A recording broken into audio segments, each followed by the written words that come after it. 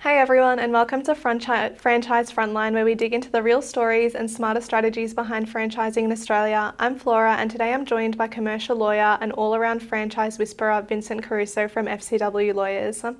Vincent recently wrote a fantastic article called Thinking of Buying a Franchise. Here's what the ACCC says you should be asking, and I thought, why not get the guy behind the article to walk us through it? Vincent, welcome to the podcast.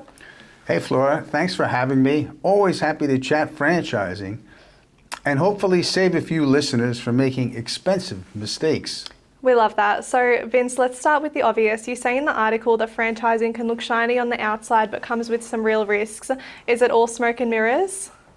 Not quite smoke and mirrors, but definitely some smoke. Franchising can absolutely be a great way to run a business with the support of an established brand, systems, and training. But it's not the shortcut to success. It's more like commercial marriage you're signing up for, the long-term relationship with the franchisor. You want to know what you're getting into before you say, I do. I love that. A commercial marriage. So are we talking prenup level due diligence? Exactly. And that's where the ACCC's guidance is really useful. They're encouraging people to ask questions, and lots of them, not just to the franchisor, but also to franchisees already in the system, especially the ones that have packed it in and left. Right, so what should people be asking the franchisees? Great place to start. Well, speak to at least 5 current and 5 former franchisees, and don't just ask how's business, ask what's it really like day to day. How many hours are you working? Are you making any money? What type of training did you receive? What type of support did you receive? Do you have an exclusive territory? Are disputes with the franchisor sorted out fairly? And maybe most telling, would you do it all again? And if they just laugh hysterically or hang up the phone? Well, I think you've got your answer. So that's the franchisee side. What about the franchisor? What are the hard questions we should be asking them? Well, you should be asking them in writing. That's key. So you can get a lawyer to look at it, or an accountant.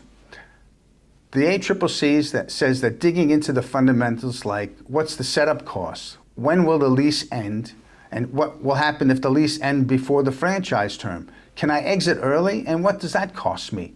Then there's financials. How much do other franchisees actually make? How long before I break even? How many are behind on rent or fees? And my personal favorite, is my territory exclusive? If I can purchase the goods I sell cheaper from a third party, am I permitted to do so? And if the franchisor says, don't worry mate, it's a gold mine? Run, or at least ask, whose gold mine, yours or mine? Okay, now what about training and support? That's a big selling point, right? Absolutely, and it can vary widely. In fact, people have asked me, what is the hallmark of a good franchise? And I say one that has specified training and continued support. So ask if the training is real world, not just head office theory. And if things go pear-shaped, will someone actually help you? Or will you be left holding the smoothie machine, wondering where it all went wrong? And marketing, that always seems a bit mysterious. Is there a fund? Who controls it? Exactly. Ask, how is the marketing fund used? Are head office salaries paid from the marketing fund? Do franchisees get to say how the fund is spent? And are you expected to spend on local marketing? And if so, can you choose how? Okay, and what about suppliers? I've heard horror stories about being forced to buy from the franchisor's mate's warehouse at inflated prices.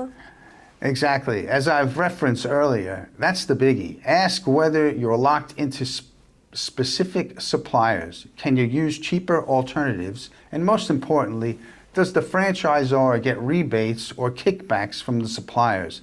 If so, that must be disclosed. All right, last one, the vibe check. What should people ask about culture and leadership? Absolutely. Do a vibe check. Ask, how long do franchisees usually stay? What happens when disputes arise? And who's running the show? Do they have real franchising experience? It's easy to fall in love with the brand, but you need to love the people running it too, or at least trust them not to ghost you when things get tough.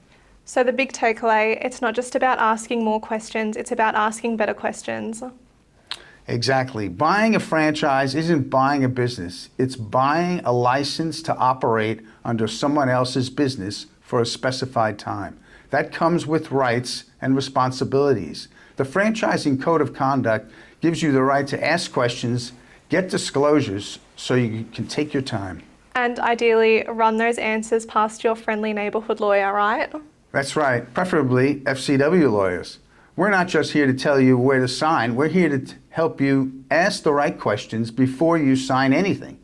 Brilliant stuff, Vince. Thanks for your insights and for translating legal doom into plain English. Always a pleasure. And remember, folks, franchising might be your ticket to freedom. Just don't buy the ticket without reading the fine print.